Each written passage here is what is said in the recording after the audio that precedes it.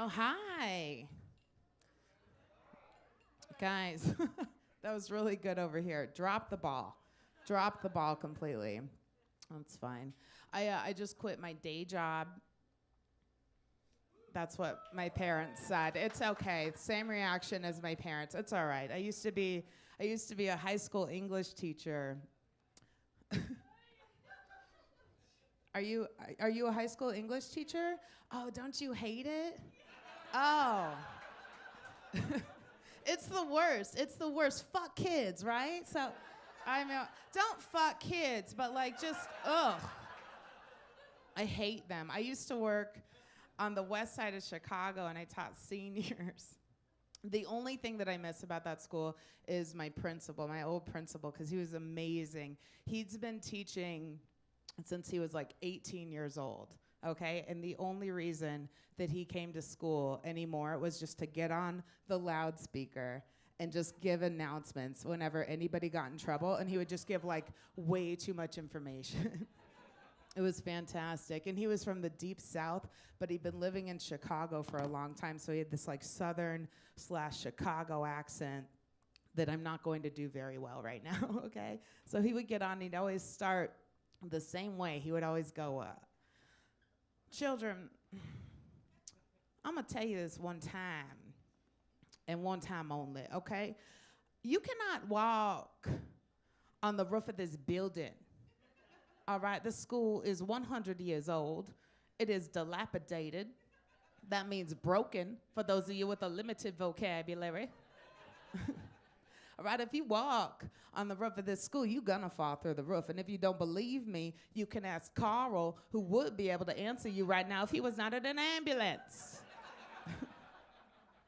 The next person to walk on the roof of this building, we're gonna watch security footage. All right, we're gonna find you and we're gonna arrest your ass. You're going to jail.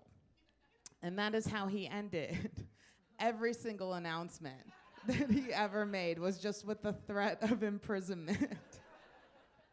One day he got up, this was one of my favorites. He goes, children, I'm gonna tell you this one time, and one time only. Okay, you cannot steal Mrs. Jones' car from the teacher's parking lot, okay? That is the third time this year, and do not try to tell me that it was Carl, because he is still in the hospital, all right? You know damn well that Mrs. Jones needs that car to get to school to teach her trifling ass's music, okay? And I know that not everybody needs that class to graduate. But if I'm being completely transparent, which means see-through for those of you with a limited vocabulary, Ms. Jones had a complete mental breakdown last year, and we do not know where else to put her. Okay, she needs to be in a home. The next person to steal Ms. Jones' car, we're gonna watch security footage. We're gonna find you, and we're gonna arrest your ass, all right? You're going to jail.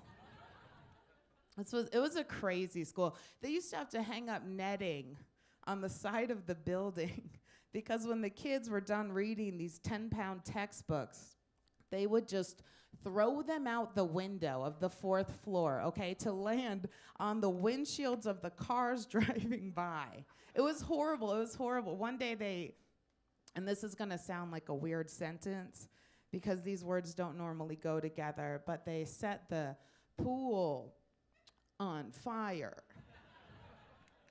I didn't even know that we had a pool. Okay, we had to call the fire department. They're like, where's the fire? We're like, it's in the pool. They're like, this seems like a trap. We're like, maybe. And then when we got to go back in, my principal got on the loudspeaker. And he goes, children, I might have to say this twice. Okay, you cannot set fire to anything in this building, okay, you little pyromaniacs, which means that you set shit on fire on purpose just to watch it burn. For those of you with a limited vocabulary, I'm sure that you know by now that our security cameras do not work. Regardless, we're still gonna find you, okay? And when we do, you're going to jail. He was really into it. Oh, it was a crazy school. I had 2 girls last year. Both of their names were unique.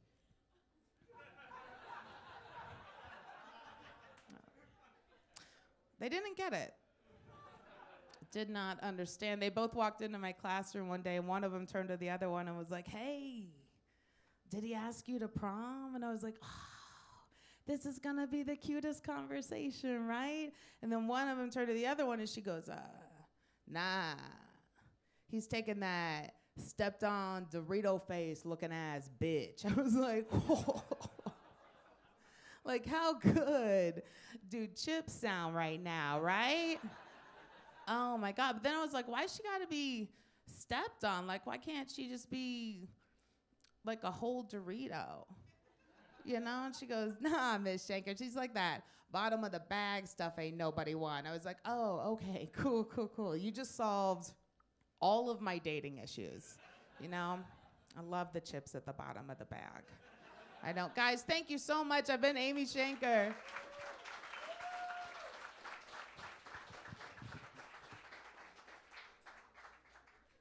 Keep it going for Amy Shanker.